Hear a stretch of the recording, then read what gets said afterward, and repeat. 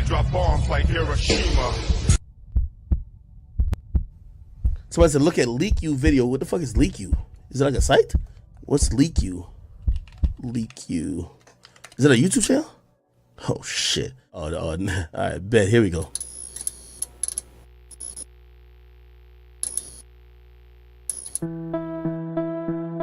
Please hit the like. Thank you.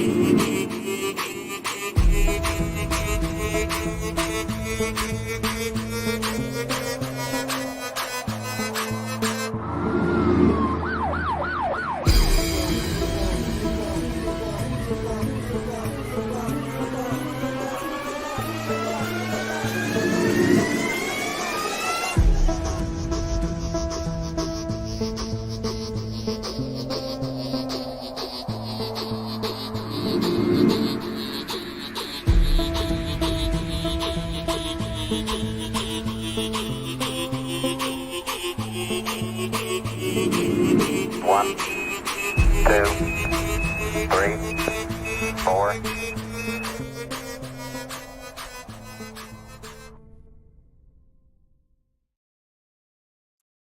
Good morning, good afternoon, good evening, everyone. I hope you all are having a fantastic week so far. I know we just got through Labor Day recently, and it makes, for a short week sometimes, but I hope you guys are getting through it now that Labor Day is over and it's back to the 5 days a week.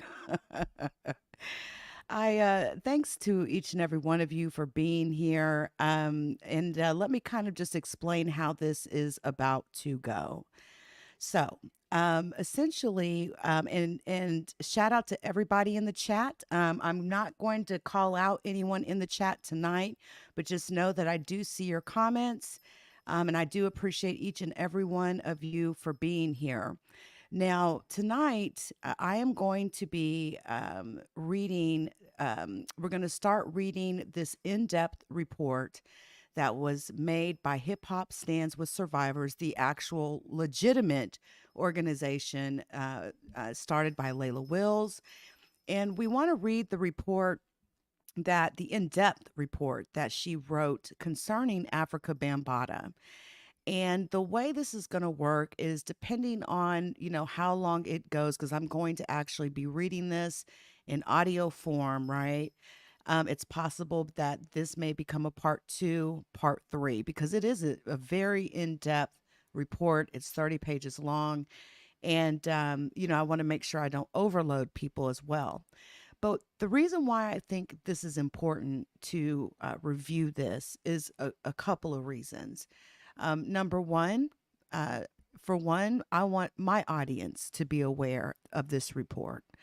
And I want other audiences who may have never even heard of this report to become aware of this report, as well as the fact that there are people that may not be able to read, people that are unable to read, whether there's a physical impairment. And a lot of times putting things in audio means that more people get to hear and understand, certain situations. And I think that this will help open doors to people, to even more people, additional people that may not have been able to read this report before. And the main reason why I feel it's important to read this report from beginning to end is the recent events with Ronald Savage and his closure tour, his photo op that was done with Afrika Bambaataa, who he formally accused of several incidents of sexual abuse. Again, admitted, things happening at the age of 14 years old. Although Ronald Savage is on his channel like a madman, drinking apple juice, as he says, talking crazy, he's trying to essentially recant his allegations. And what I need people to understand is none of that matters. It doesn't matter if you recant Ronald Savage. There are too many victims of Afrika Bambaataa. And at this point, at this point, you've got your closure, you say. So the wheels continue to move on this train. So, with all of that being said, I do want to give a special shout out to Layla Wills, who again is instrumental in this report and the various actions that she has taken, not only against Afrika Bambaataa, her Trapped in the Culture documentary, but also her recent FCC complaint to Funk Master Flex, the DJ Funk Flex, for his very inappropriate statements recently made on air, on radio, essentially trying to change the narrative as if people care about Afrika Bambaataa's sexuality. I can absolutely assure you that this is not about Afrika Bambaataa's sexuality and whether he likes to sleep with men or women. We're talking about underage children. Okay, that's what we're talking about. And there's too many victims. And for you to go on radio, it just shows your bias, right? Essentially, for Afrika Bambaataa, and it shows how much you care about him, love him, and adore him. You're overlooking the fact that he is a predator and has groomed children for years in a variety of different ways. So let's get started here, everyone. We're going to get started. And again, there's not going to be any music in the background tonight because just in case this audio gets picked up for any other reason, I want to make sure that I don't have any music or anything running in the background. So what I'm going to do is I'm going to share the report on the screen, and then we're going to read it from top to bottom. Okay. All right, let's go. So, hip hop stands with survivors. Stop the silence. End child sexual abuse. It's a corporate responsibility, accountability, and integrity. Stop protecting predators. This was a special report. Rocky Bucano and the Universal Hip Hop Museum. Public money, undue influence, and conflicts of interest by hip hop stands with survivors. Now, a letter precedes this report, dated February 19th, 2023. To the Universal Hip Hop Museum Board, 610 Exterior Street, Bronx, New York, 10451. Attention to David Miller, Legal Counsel. Dear Mr. Miller, I am writing you in the Universal Hip Hop Museum on behalf of our collective. Hip Hop Stands with Survivors, to inform you and the board of the serious grievances we have with Rocky Bucano and the UHHM. Before your response to my emails, UHHM ignored our information requests for months, violating IRS nonprofit organizational policies.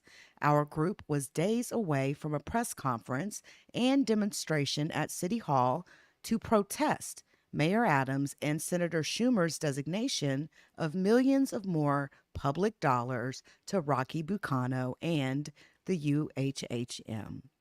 After hearing from you and in an effort of good faith, we have paused our plans for the public protest to make the newly formed board aware of Bucano's shameful and intolerable failure of accountability. His scramble to assemble a board after we called his stewardship into question is not enough. Hip Hop Stands with Survivors is demanding Rocky Bucano's resignation and for the UHHM to sever all ties to Bucano, Afrika Bambaataa, and his enablers, the Zulu Nation and its members. Our group is prepared to launch our campaign and will not cease efforts until Bucano resigns and the museum's promotion and hiring of the Zulu Nation ends or the UHHM stops receiving public dollars. We are also demanding Microsoft and other publicly traded companies cease their partnerships with the UHHM until this matter is resolved. Over the last 6 years, I have continued my friendships with the survivors of Bambaataa and the Zulu Nation, and together with their supporters, child advocates, victim advocates, and other activists, we are Hip Hop Stands with Survivors. Almost everyone in our group loves hip hop and the idea of a museum. However, Bucano has proven to be an unreliable shepherd of public accountability. He has had years to make this situation right and has refused to do so. This is activism in the pursuit of justice, and there is no greater tyrant than an abuser of children. Those who enabled Bambaataa and or covered up the abuse and or now promote the Zulu Nation and or ignore these serious allegations are just as despicable as the abuser. The plan to have the UHHM offer children and teen programming under Bucano's leadership is absolutely outrageous and obscene. In the interest of full disclosure, I have no personal stake in these matters, financial or otherwise, except that I have paid taxes in New York since 1997 and refuse to allow my tax dollars to be used unethically by the UHHM. I am also the child of 2 members of the Black Panther Party and was extremely moved by the stories of the men you will soon learn about. I worked for Source Magazine, Universal Music, Arista, HBO, and several other companies and artists for years. In preservation and curation, I now work for a prestigious Preservation Council in Chicago and am the executive director of the Historical Preservation Society of the Illinois chapter of the Black Panther Party. In journalism, I publish a newspaper called Metropolis. I also worked for a nonprofit that works with at-risk and vulnerable youth on O Block, a neighborhood on Chicago's South Side, and was working on a documentary about the child sexual abuse allegations against Afrika Bambaataa and the Zulu Nation. That documentary effort is over, but what is not over is the ongoing child sex trafficking lawsuit against Bambaataa and the Zulu Nation, and the museum's continued involvement with them. We have prepared the following report on Rocky Bucano and the UHHM.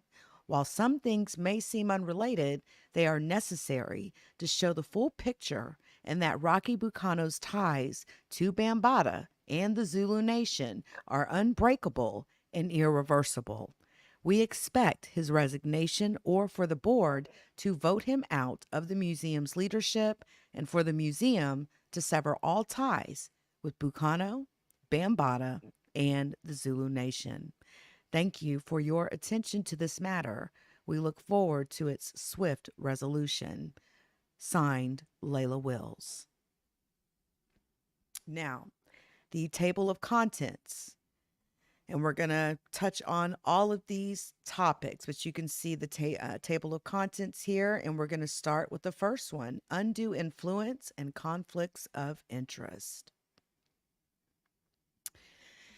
All right, undue influence and conflicts of interest. Hip Hop Stands with Survivors has been surveilling the Universal Hip Hop Museum and its continued relations with Afrika Bambaataa and the Universal Zulu Nation, known as UZN, the acronym UZN. Since news of their alleged child sexual abuse became public in 2016, Bambaataa spoke openly about having a museum, and Bucano could not have made it past the first step without Bambaataa. It is our position that he and the UZN exert undue influence over Bukano. The UZN and Bambaata's authority over Bukano can be discerned from the naming of the museum to its content, character, and language. The UZN and Bambaata are continuously and conspicuously promoted by and within the museum even after horrific allegations of abuse arose. Although Bukano gives glorious explanations for the word universal in the museum's name and has issued disclaimers denying relations with the UZN, we find this to be a patent falsehood, and in this report draw a direct correlation to Bambaata. Our collective is demanding Bukano's removal from the museum and for the museum to sever any and all ties with the UZN and Afrika Bambaataa. According to UHHM filings with the New York Attorney General since 2015, Bukano, his business partner Wesley Manjeet, and Zulu Nation member Sean Thomas, aka Cutman LG, were the only 3 voting members on the museum's board. The UHHM's bylaws, attached, state that each voting board member serves for a lifetime. Because Bukano and Manjeet were business partners, Thomas, a close friend of Bambaata and part of the Zulu Nation, was the only independent voting member. We began asking Renee Foster for a list of the voting board members in November of 2022 and the UHHM's financials for 2021 and 2022. Foster ignored our numerous requests, and we did not get a response until we contacted attorney David Miller in February of 2023, at which time we obtained the names of the current board Bukano assembled after we began scrutinizing the museum's leadership. Bukano initially set up the museum's structure so that he could never be voted off the board and would serve a lifetime term. It is our belief that he has been the front man for Bambaata and the UZN and would have never changed the museum's bylaws and board had we not begun our inquiry. Now, the lack of diversity, equity, and inclusion on the UHHM board. Attorney David Miller provided the names of the current board of the UHHM. Voting board members do not include women. Any of the Bambaata survivors or any child advocates to protect children after several men accused the UHHM's co-founder of sexual abuse and child sex trafficking. It also does not include any other hip-hop historians that could challenge Bukano's continued relations and constant promotion of the UZN. Hip-hop stands with survivors view this newly assembled board that now excludes Zulu member Sean Cutman LG Thomas after 8 years as an admission of Rocky Bukano's previous unethical board setup that was made up of himself, his business partner, and Thomas as lifetime members. Now, the non-voting members, Nana Carmen Ashurst, chairwoman. Curtis Blow, chairman, emeritus. Voting members, Rocky Bukano, executive director. Adam Silverstein, collector and attorney. Peter Bittenbender, CEO, Mass Appeal. Bruce Jackson, associate general counsel, Microsoft. Ruben Diaz Jr., the 13th Bronx Borough president. Non-voting members, Dr. Stephen Alexander, theoretical cosmologist, and Carly, Faith Newman, Sissy Johnson, and Louis Eric Barrier, Eric B. from Eric B. and Rakim. Now, child sex trafficking lawsuit and the case against UHHM co-founder Afrika Bambaataa and the Universal Zulu Nation. Understanding the heinous civil charges and allegations against Bambaata and the UZN is what makes Bukano's continued relations with them unacceptable. On August 4th, 2021, John Doe filed a historic Child Victims Act civil lawsuit against Lance Taylor, aka Afrika Bambaataa, and the Universal Zulu Nation, acronym UZN.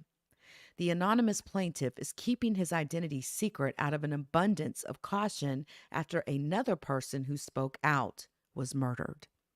There is no evidence that Bambaataa or the Zulu Nation had anything to do with the murder of the UZN's international spokesman, Tony Bell, aka TZ Islam, and an Atlanta man was convicted of the crime. Islam said he received numerous death threats and went into hiding before he was killed.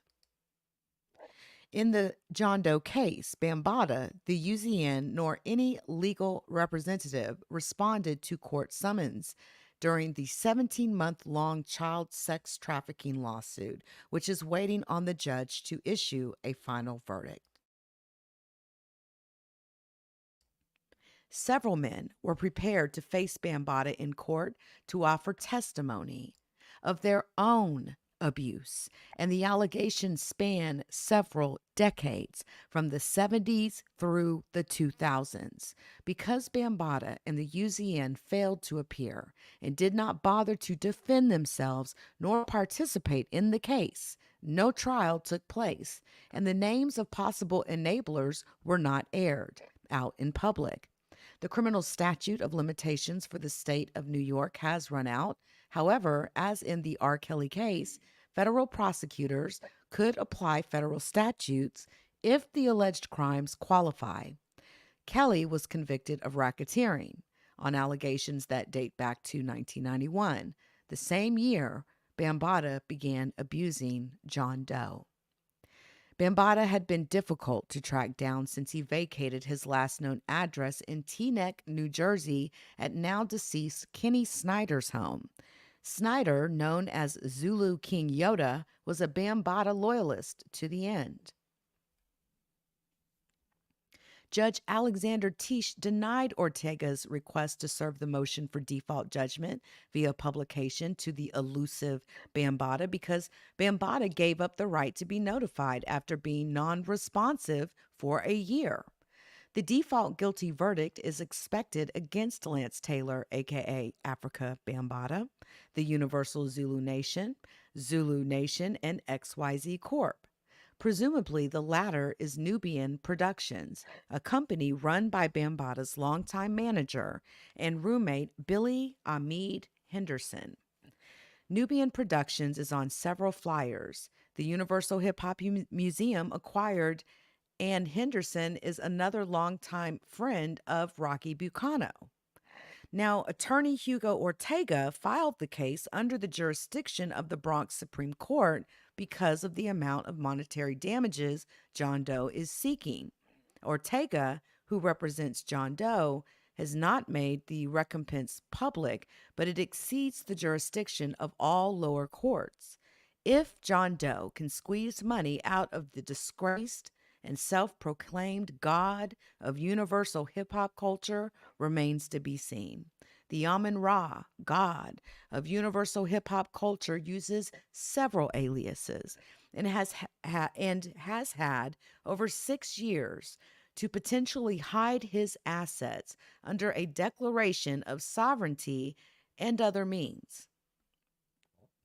News of the allegations of child sexual abuse against Bambaataa became widely known in 2016 when veteran hip-hop radio personality Troy Star Terrain interviewed Ronald Savage, Hassan Campbell, and several other men who gave accounts of Bambaataa abusing them when they were under New York's 17-year-old age of consent.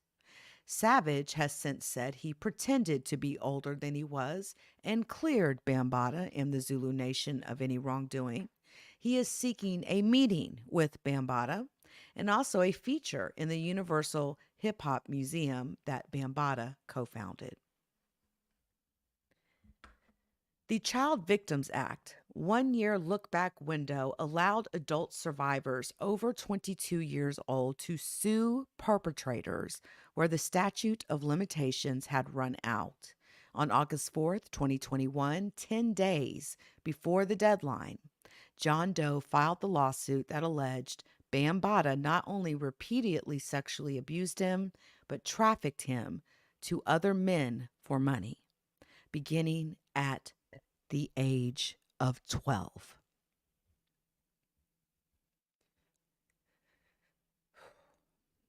Bambaataa, now 65, was 34 years old when the abuse began. Bambaataa, who now considers himself an intergalactic lord, infused the Zulu Nation with teachings of convicted pedophile Malachi York and reportedly practices a form of Moorish law that rejects the jurisdiction of United States courts. He recently posted pictures of himself on Instagram with awards he received from York's group and was soliciting bookings for a 2023 European tour. Bambaataa and James Whipper II, known as Zulu King Prince Whipper Whip, have toured extensively since the allegations came to light.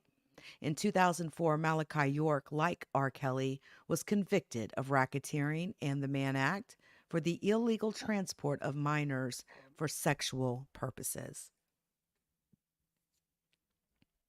Billy Ahmed Henderson, Bambaataa's roommate. According to John Doe, Hassan Campbell and other men who came forward alleging child sexual abuse, Bambaataa kept several locations that he used for sex with underage boys.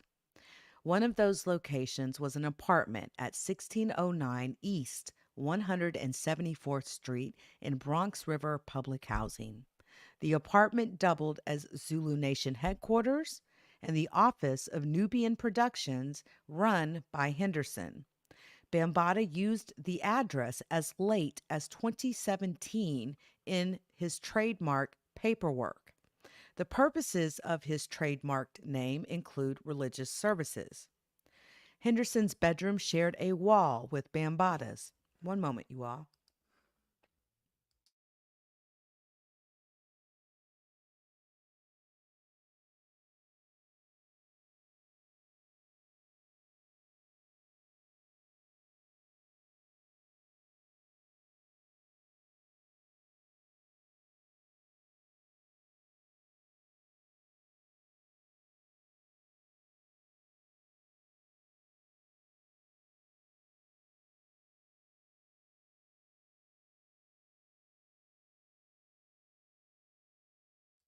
My apologies there. Let's continue here. Henderson's bedroom shared a wall with Bambaataa's, and in an interview with Star, he claimed to not know anything about abuse of underage boys, nor to have witnessed any abuse. Hassan Campbell said the apartment was a cesspool for pedophiles, and there were times he wasn't there, and there were times he was there. I don't care what he says, he knew what was going on. You could see the lust in his face. John Doe, who is younger than Campbell, started attending Zulu Nation meetings at the community center and, like other kids, was captivated by Bambaataa. The godfather of hip-hop was an intimidating but lovable man who had a personal army in the Zulu Nation. Even though Bambaataa had reached the pinnacle of success in the 80s with his hit Planet Rock, he never left his base in Bronx River's public housing. Hassan Campbell thinks it is because Bambaataa could easily pick his victims from all the poor children and get away with it. You have to understand, Bam came to power during the crack era. Your mother's on dope, your father's on crack. This made it easy for him to pick his victims, and his apartment had everything a child could want. The intimidating Zulu Nation had hundreds of members in the area and unparalleled street strength. Even though the group's motto is peace, unity, love, and having fun, Star referred to the organization as a glorified gang. Flyers created for their parties contained the warning, "Come in peace" or "Leave in pieces." It was safer to belong to the Zulu Nation than to oppose it. Even today, men in their 60s are afraid to speak ill about the Zulu Nation. Campbell remembers hearing stories that people who spoke against Bambaataa would come up missing. He described Bambaataa as having split personalities to appeal to his victims. He could be the Malcolm X, the Farrakhan, and then he could turn into a little child. Bambaataa took the kids to parties, concerts, and amusement parks. And pictured on the right, you see a picture here of Afrika Bambaataa with a boy who is displaying the Zulu Nation hand sign and holding a camera at an amusement park.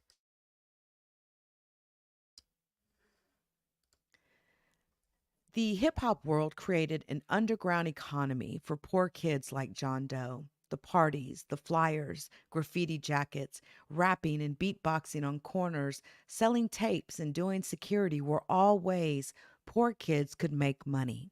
And the Zulu Nation was at the top of the pyramid. This subculture even had its own teachings in dominant areas of Black thought. Malachi York's Nuwapians, the Nation of Islam, the Nation of Gods and Earths, Noble Drew Ali, and then universal hip-hop culture, of which Bambaataa was the guru, and the Universal Hip Hop Museum openly promotes. John Doe started attending Zulu meetings in Bronx River, and his 12-year-old mind was enthralled. Bambaataa taught classes that took from these other schools of thought, and Zulu Nation lessons were mixed with ancestors, intergalactic superiority, and like any cult, the enemy was always on the attack. Members were hypervigilant against anyone trying to take them down. John Doe became a card-carrying member of the Zulu Nation and part of Bambaataa's personal security team. The Bronx River apartment was jumping with celebrities, music, movies, and a home gym. The weightlifting equipment seemed innocent enough and was a real draw for the young boys hanging out with the older and stronger Zulus. Bambaataa complimented them on their strength and asked them to remove their shirts so he could see their muscles. They said he would get his camera, take pictures of them, and even touch them. Quote, "You could see the lust in his face," said Campbell, who was 12 when he said the abuse started. "He took me in the bathroom and unzipped my pants," and another man who said he was 13. Said another man who said he was 13. "He made me go down on him," said another who was an underage teen. Corruption from the beginning, plus child pornography. Taking pictures was something Bambaataa often did, and all the men interviewed by this writer, except two, said Bambaataa showed them photo albums full of naked members of the Zulu Nation, DJs, and gang members in sexually explicit positions.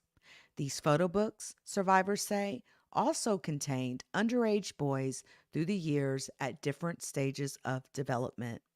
Perhaps these compromising photos that Bambaataa allegedly possesses and their fear of exposure are why many have been silent and claim to know nothing about his sexual activities with young boys. In addition to the photos, victims of Bambaataa said he used porn, prostitutes, and group sex to groom them. Bambaataa would initiate group sex with a woman, usually by hiring a prostitute. One man said he had sex with older male Zulus in front of him when he was a child, and that others openly masturbated with Bambaataa while watching porn. They also accused the prolific and conscious community leader of having masturbation contests with groups of young boys to see who could finish first. Bambaataa, the god of universal hip-hop culture, would pay them with $2 bills and dollar coins when they finished, perhaps as a way to groom them into receiving money for sex. Former members say that the Zulu Nation wanted to have an all-female chapter to get into the prostitution business, and several women who were part of the Zulu Nation have disclosed being raped. John Doe's lawsuit lends some credence to the prostitution rumor.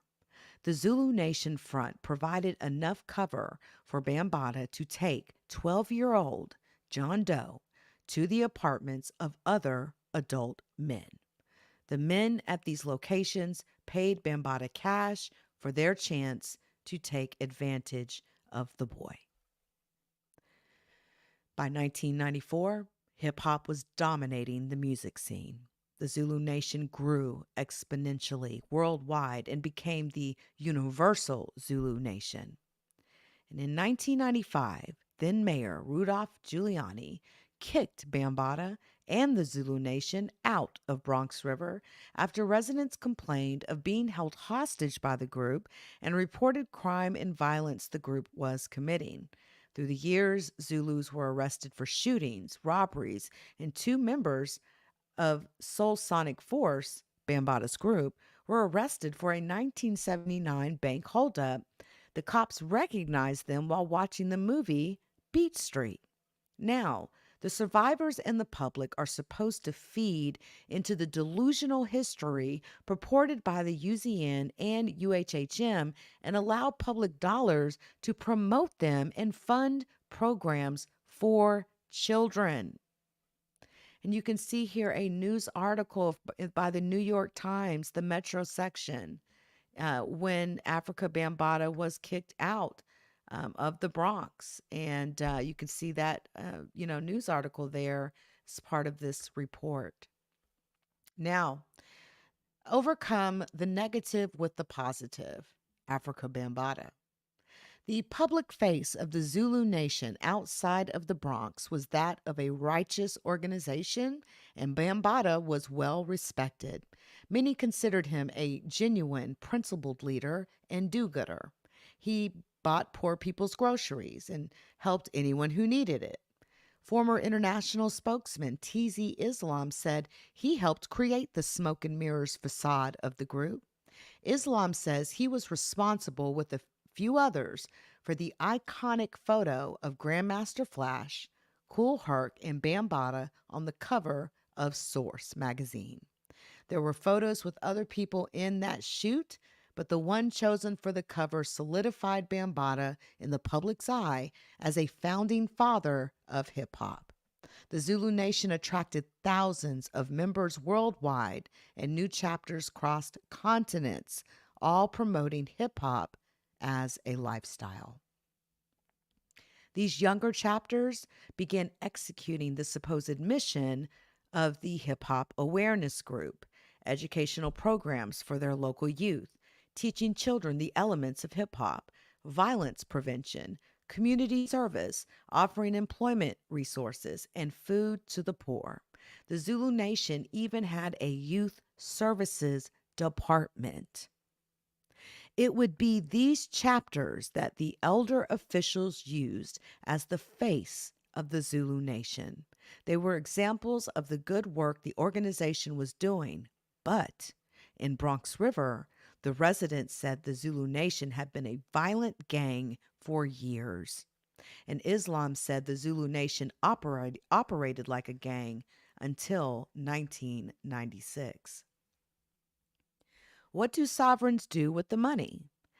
Bambaataa apparently followed the lead of Malachi York by declaring himself a sovereign citizen and indigenous to North America. In one of the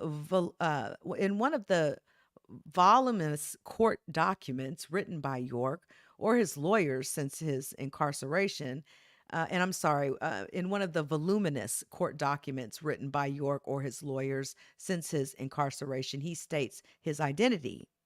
I am Maku Chief Black Thunderbird Eagle, a.k.a. Malachi York, Chief and Head of State of the Yamasee Native American Moors of the Creek Nation, UNNM, BIA, Bureau of Indian Affairs, Registry Number 208 WAC 1999.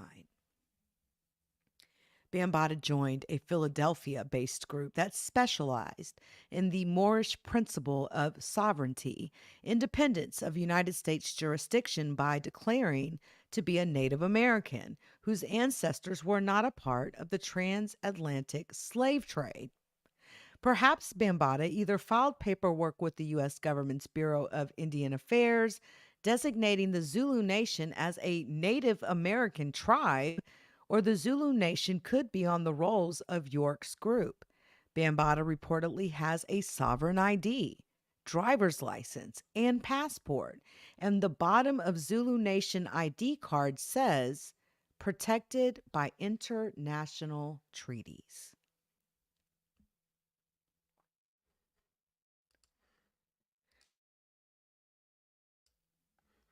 The membership fee to join the Zulu Nation was $50. There was no other prerequisite to join. Hip-hop fans around the world mailed in their fee. Zulu Nation chapters collected dues and sent the money to New York. Bambaataa had a P.O. box and the headquarters apartment in Bronx River. In the New York area, these were primarily in-person cash drops with no accountability. The Zulu Nation's council may have played some part in the finances. Co-founders and council include Billy Ahmed Henderson, Amber Cartha, Mickey Benson, Kenny Snyder, a.k.a. Lord Yoda, and Stanley Bell, a.k.a. Muhammad Islam. More on Benson soon. Cartha is said to be one of Bambaataa's closest friends. In a social media post about the men that made the allegations, Cartha, also known as Pepsi and Queen Kenya, told the Zulu Nation members to cut their heads off. Survivors say she was also present at a meeting when other members of the organization disclosed that they too had been molested. There were no results in a search for an actual IRS filing by the Zulu Nation. Perhaps a bank account existed under Bambaataa's name or one of his aliases. Apartments and tax bills have been under several different aliases, such as Asim Bambaataa, and Islam said the Zulu Nation was kicked out of every office they had for non-payment of rent. Now, this photo on this page is a Getty image by Johnny Nunez. Wire image shows Afrika Bambaataa in 2012 at a Nation of Islam Stop the Violence Street gathering. Bambaataa reportedly believes he is Native American and not subject to the jurisdiction of the U.S. Standing behind him is Sean Cutman L.G. Thomas. Before he was killed in 2017, Grandmaster TC Islam was in a public fallout with Bambaataa and wanted to be paid back all the money he invested in the group. An Atlanta man, Talib Page, pled guilty to his murder. Bambaataa and the Zulu Nation were not implicated in the case. In the last interview before he was killed in 2017, Islam told the members, "Ask where your money is going." Name it and claim it. Since the story broke, some in hip-hop tried to distance themselves from Bambaataa. Not so of KRS-One. The teacher has been a staunch supporter through it all. He has previously given lectures exaggerating Bambaataa's come-up by saying he invented hip-hop and stopped all the gang activity in New York. Legends of the game like KRS-One are paid honorariums to speak and teach classes at colleges. What if what they have taught is not true? And what if they are now involved with the Universal Hip Hop Museum and will be paid by tax dollars? Ethics involved in public institutions are not the same as street hyperbole.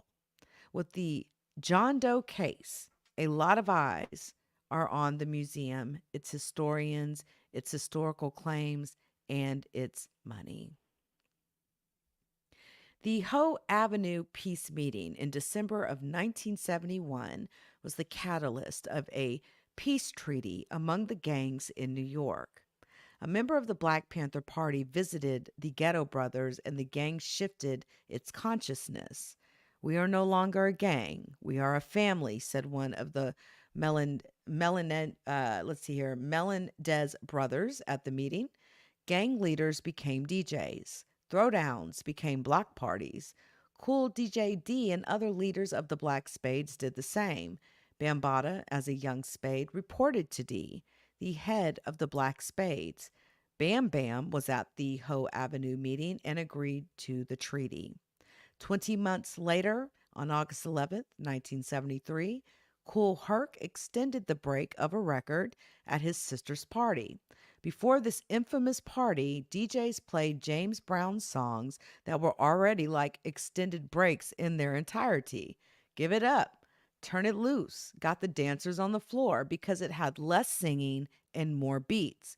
Extending the break in other songs kept the dancers getting down, and parties became the get down because they were based solely on the breaks, and one could get down all night. Hip hop griots designated that August day as the birth date of hip hop. Before Bambaataa came on the scene, breakouts and break dancers, graffiti, and MCs had already developed. Islam said hip hop was already there. Even the term hip hop was already being used, and according to Grand Mixer DXT, other pioneers like Disco King Mario are not credited, simply because they used disco in their names. Rhyming over a beat was not new either. Here Comes the Judge and other songs predate 1973, DXT said. "We simply reconnected with this expression based on the technology available to us at the time, but it is all Black music." And on the right here, you can see what appears to be I'm not sure if it's a Facebook post, but it's a social media post. Again, going over, these timelines and the origination of hip hop, right? But we'll continue here. So, in 1973, Bambaataa was not a DJ.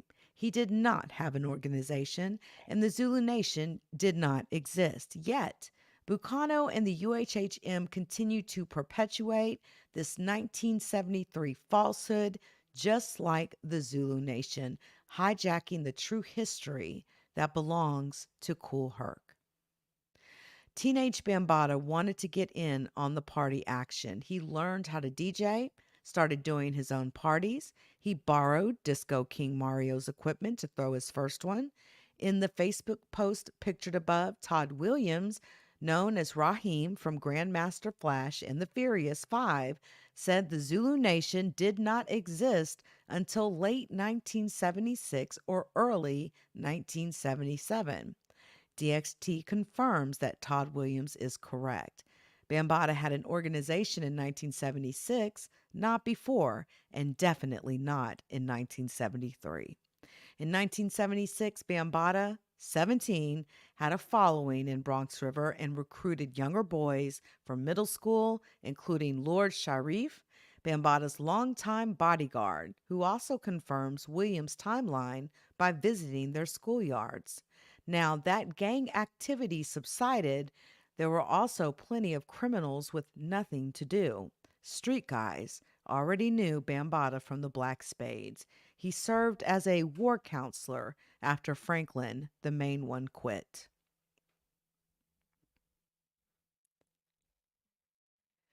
KRS-One tells marvelous stories of Bambaataa as a fierce warlord named Freight Train who inflicted bodily damage on his ops. Cool DJ D said this is far from the truth. Bambaataa was a soft-spoken guy. He would get information about potential conflicts with other gangs and report back to D. Freight Train was a different person altogether. Cool DJ D said, "We had a freight train, but it wasn't him." As far as being a punisher was concerned, Cool DJ D said Bambaataa was not that type of guy at all. Bambaataa later changed the name of his organization to the Zulu Nation and defined hip-hop as having 5 elements: DJing, MCing, breakdancing, graffiti writing, and knowledge. He coined the term universal hip hop culture and became its keeper. The UHHM is named after Bambaata's delusions and uses Bambaata's language, and the public and abuse survivors are paying for it. Bambaata and his personal army would later strong arm the history of hip hop and push the founding year of the Zulu Nation back from 1976 to 1973. In those early days, a lot of the major players got locked up, killed, were on drugs, or were just plain too scared to correct the record. Perhaps Bambaata also has incriminating photos of some of these people. Either way, no one dares challenge the Zulu Nation, even to this day. I am the god of universal hip hop culture. In the 2000s, Bambaata and his Supreme World Council alerted the membership that the Zulu Nation had changed into a religious organization.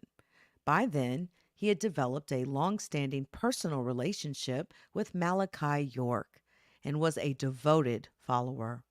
Daddy-O from Stetsasonic had introduced them years earlier. Before I introduced them, I don't remember Bambaata with the Yank and all that. I remember Zulu Nation, said Daddy-O. The council sent new membership cards to the group and ordained chapter leaders as ministers. York's books became Zulu Nation lessons.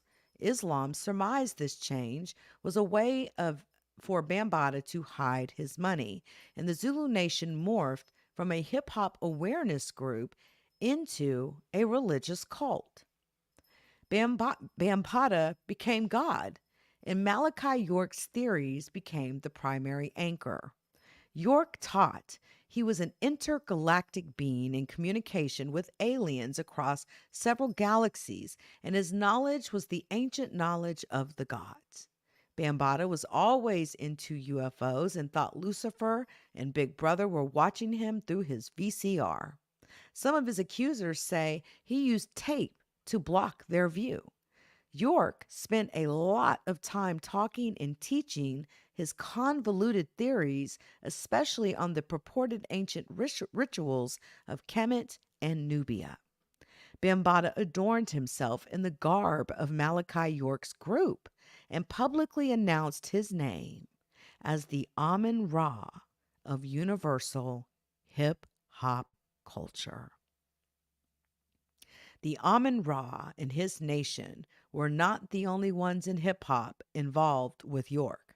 Chuck Morgan, a former Nuwaubian, said that York made it his business to go after hip-hop celebrities because of their large followings. Bambaata attempted to create his own supernatural mystique. Like the Nuwaubians, he mimicked the cadence of the NOI, and his use of the title Amun-Ra most likely refers to York's doctrine about the Egyptian god Amun. According to York, the male priests of Amun would have sex with Amun as an oath of their loyalty. Therefore, professed York, the police did not arrest Catholic priests for having sex with young boys. The priests were simply reenacting the ritual.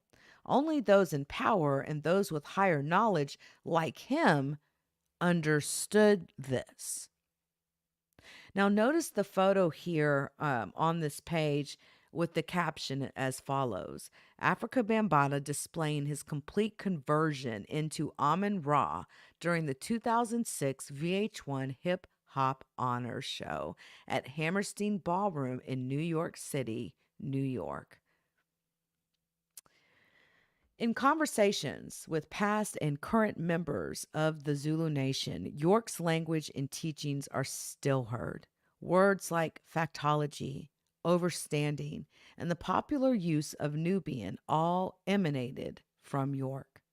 Emboldened and untouchable because of his own personal army and reinforced with teachings of child sex rituals, the Amun-Ra of universal hip-hop culture allegedly molested underage boys from the late 70s through the 2000s. Cover-ups and knife wounds in March 2013. A few weeks before Bambaata's 56th birthday, a citywide call went out. Bambaata had been attacked and was at Jacoby Hospital. Over 200 people gathered outside the hospital to secure Bambaata. Zulus amassed in force. The Nation of Islam showed up and all were on high alert. Word trickled out that it was not the enemy who attacked the god of universal hip hop culture, but something more sinister had landed him in the hospital. The Nation of Islam dispersed and the crowd began to thin out. Hassan Campbell was there and was told that both Bambaata and his roommate, Ahmed Henderson, were being treated for knife wounds. There are several versions of the stabbing story. First bullet. The story Henderson and Bambaata gave Campbell was that the assailant had come to the apartment acting funny and appeared to be on something. He went into the kitchen, got a knife, and started shanking Bambaata. Bambaata was screaming. Henderson ran into the bedroom to see what was happening and got sliced in the arm. The second version is that Henderson was on a phone call with multiple people. He left the apartment to get a sandwich. When he left, Bambaata and the assailant were alone in the bedroom. When he returned from the store, Bambaata was screaming. He ran into the bedroom and got sliced by the guy as he made a run for it. The third version is that several older Zulus were on a conference call discussing the stabbing. They laughingly described sexual scenarios that must have led to it. One joke was that Bambaata probably slipped the guy a Mickey, and the guy woke up with his D in Bambaata's mouth and a finger up his ASS. This is the story that stuck. Once Bambaata was released and back at the apartment at Bronx River Housing, 4 people interviewed said that he gave them a picture of the assailant and a map of where he could be located. The attacker appeared to be underage, and some had seen him hanging around before. He had been to the community center and at parties. Bambaata allegedly distributed the picture, as did members of the Zulu Nation. The understanding they said they had was to find him and get rid of him, meaning murder him. The alleged stabber appeared to be a teenager, and no one has seen him since. A few nights after he was in the hospital, Soul Sonic Force and Bambaata performed at Radio City Music Hall on March 30th, 2013. The rumor of the alleged date rape got out when it hit the internet in an article by Kalilamani, who said he was threatened by members of the Zulu Nation. In New York, it also spreads when Star and Buck Wild discussed it on air at Hot 97. Henderson and Mickey Benson denied a stabbing took place and said Bambaata was seen for chest pains, and the Zulu Nation portrayed Bambaata as a holy man and leader that loves children. Now, an unedited statement. Afrika Bambaataa, and this is a quote, Afrika Bambaataa regards women and children as sacred and the essential building blocks of any community. Afrika Bambaataa does in no way, form, or fashion partake in drugs, crime, or any negative deviant behavior. This is not the first time they tried to slander a great human being, and it won't be the last. The irony of these allegations is that the same things that Afrika Bambaataa is accused of are the same things he has spoke out and fought against through music and culture his whole life. Christ brought them Christianity, and they tried to crucify him. Prophet Muhammad brought them Islam, and they tried to persecute him. Marcus Garvey tried to unify people worldwide, and they slandered and falsely imprisoned him. Afrika Bambaataa gave you hip-hop culture, and this is how some would slander him. To bear false witness and falsely accuse someone is a crime in of itself. This was a statement littered with misspellings by international spokesman, Universal Zulu Nation Minister L. Kamanzi Herube. The politics of hip hop. Since news of the child sexual allegations broke in 2016, survivors and the public were demanding statements from hip hop legends. Outside of a few lone voices like Lord Jamar, Talib Kweli, Daddy O, Chuck D, and Eric B, it was business as usual. Rocky Bucano and the UHHM stood silent, even though one of its co founders was being accused of sexually abusing underage boys. The story dragged on for years until it fell off the radar. Bambaataa kept getting gigs, and hip hop celebrities like Snoop wished him a happy birthday. Survivors were ridiculed on social media, and a New York radio station previously laughed one off before hanging up on him. The story was revived when this writer released interview footage of survivors and experts under Trapped in a Culture before the Child Victims Act 2021 look back window deadline. And the footage received over 1 million views. Then in August 2021, John Doe filed suit and the case went viral. Now, you're looking at a screenshot of a video announcement of New York City Mayor's office. Far right, wearing blue cap, is UZN's Mickey Benson. Right here with the blue cap on. Above him, Rocky Bucano. Second to Bucano right is Sean Cutman L.G. Thomas. New York Mayor Eric Adams and Senator Chuck Schumer recently did what Bucano and the UHHM have done, ignored the historic and internet-breaking John Doe case and allegations against museum co-founder Bambaataa and the Zulu Nation. Adams announced celebrations planned in 2023 to observe hip-hop's 50th anniversary without acknowledging John Doe and the other survivors of hip-hop celebrities. Present with the mayor were longtime members of the Zulu Nation who are also involved with the museum, Cutman LG and Mickey Benson. Rocky Bucano shouted out the Zulu Nation to sparse applause, and Grandmaster Flash shouted out Bambaataa. Survivors of Bambaataa and the UZN considered Mayor Adams standing with Zulus and Bambaataa affiliates as a slap in the face. And Bucano appeared as the frontman for Bambaataa, assigned to carry Bambaataa and the Zulu Nation's water. The mayor is sending a message that victims of sexual abuse mean nothing if they are black and brown. I'm sure he wouldn't have stood with Harvey Weinstein at all. He would have backed down after the first Me Too tweet by a white actress, said one survivor of Bambaataa and the UZN.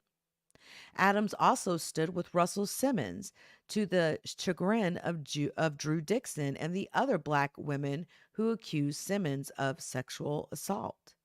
Dixon tweeted, "It's disgraceful that Eric Adams for NYC platformed Russell Simmons. This is an insult to all survivors in NYC. I'm sending you strength and love. I'm especially mindful of survivors torn between their love for hip hop and black culture and the struggle to love themselves." Besides what survivors think is a blatant insult and lack of sensitivity, Mayor Adams' announcement in close relationship with the Universal Hip Hop Museum, which Bambaataa co-founded, are under scrutiny. Taxpayer dollars would obviously fund the celebratory events.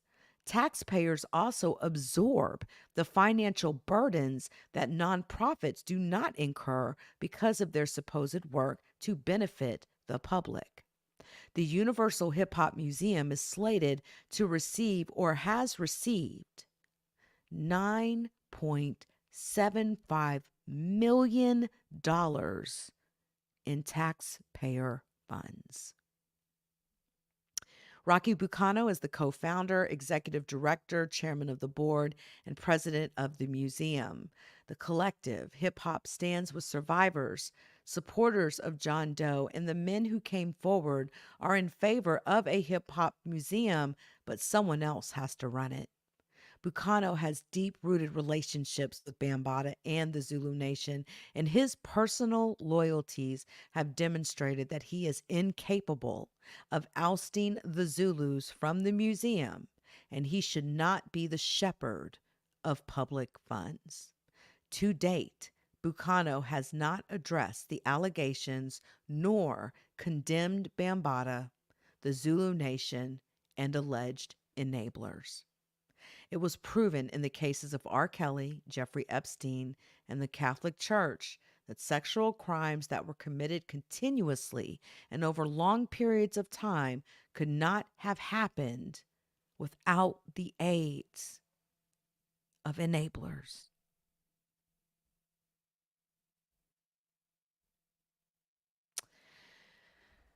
Oh, and we're going to stop it right there.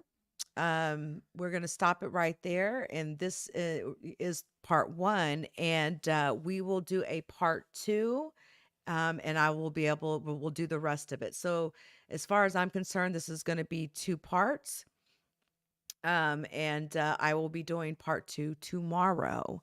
So we'll continue to read this in-depth report that Layla Wills, put together. Again, this is her organization, Hip Hop Stands with Survivors.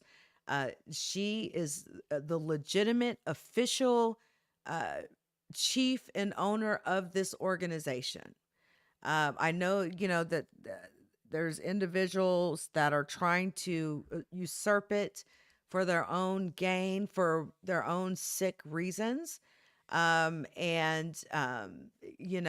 real legitimate owner is Layla Wills. She started this organization and again, put together this just in-depth report that we've been reading tonight. So, I really appreciate you all for coming through, and I see each of your comments. And again, as I said, I didn't play any music in the background, and I didn't call out anyone in the chat tonight because there's potential places that this could go, and some may want to put music in the background of it, or might want to add to it, how video editors, do it. But I will be back tomorrow. We will finish part 2 in the reading of this in-depth report by Hip Hop Stands with Survivors. Stop the silence. Stop protecting predators. In child sexual abuse. To me, there's nothing worse than a person that abuses children. It's worse than murder to me. And the thought that this man has escaped any criminal liability for his actions against underage young men. I mean, the stories that I've heard of him having young men dressed up like Egyptians, scantily clad, carrying fruit around and serving it to some of the people in his parties, and people feeling completely weirded out by this, saying, "Yo, I don't even want to be here. Get me out of here," right? So yeah, it's just unbelievable that this man has somehow escaped justice all these years. Again, we're talking about abuse that has started in the 70s and went all the way in to the 2000s. Period. So, thanks to each and every one of you for coming through. Before I get up out of here, allow me to pay a few bills if you don't mind. Shout out to the LeakYou community. Please join us on Spotify, Apple Podcasts, Google Podcasts, and Amazon Music.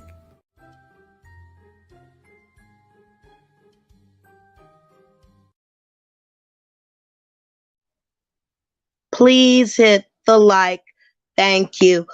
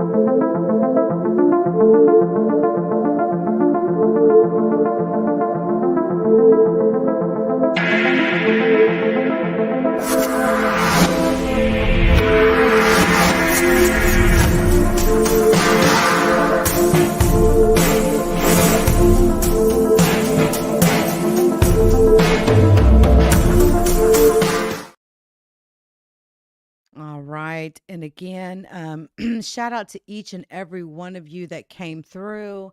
But a special shout out to Layla Wills. Again, we will pick this up tomorrow night, 7 o'clock Central Standard Time. And we will finish reading this report. It will be part 2. And then I have a playlist already created where I will be adding these videos to it. But it's very possible that I may merge both of these videos into one and premiere it. And which is why I'm not, shouting out any names or, playing any music in the background, right? So anyway, guys, I really appreciate each and every one of you for coming through. And Layla, since I can cut the rest of this off, I want to say thank you to you for all of the hard work that you have put in. You have faced a lot of scrutiny from many. You have been slandered up and down these YouTube streets. You have been defamed up and down these YouTube streets. The one thing I can say about you is you are a tough woman. You are a fighter, and your hard work is definitely coming to fruition here. And I, for one, just want to say thank you for allowing me to read this. And, thank you for allowing me, to put it out here in, in more of an audio format, because I just think it's so important and critical. And now with everything that's happened with Ron and his recantation, everyone's talking about Bambaataa again. Well, okay, let's give them something to talk about. Pay attention to what is being been written in this report. Pay attention. And while we're, hopefully you all are paying attention, allow me to drop a link to the report in the chat so that you guys can go and read it as well for yourselves. But I will be back tomorrow for part 2. And shout out to those of you on Twitter. Shout out to those of you on IG, Facebook, Twitch, and of course here on YouTube. And shout out to my Rumble family. I appreciate each and every one of you. And I will see you all tomorrow night, everyone. Until next time.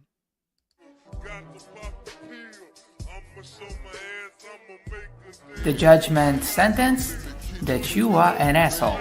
The trial is over. Thank you, everybody. Let's play a game. You have 10 seconds to take all your stuff and get out of my life. 10, 9, 8. God bless you, motherfucker. You're really smart. Like really, really, really smart like I am.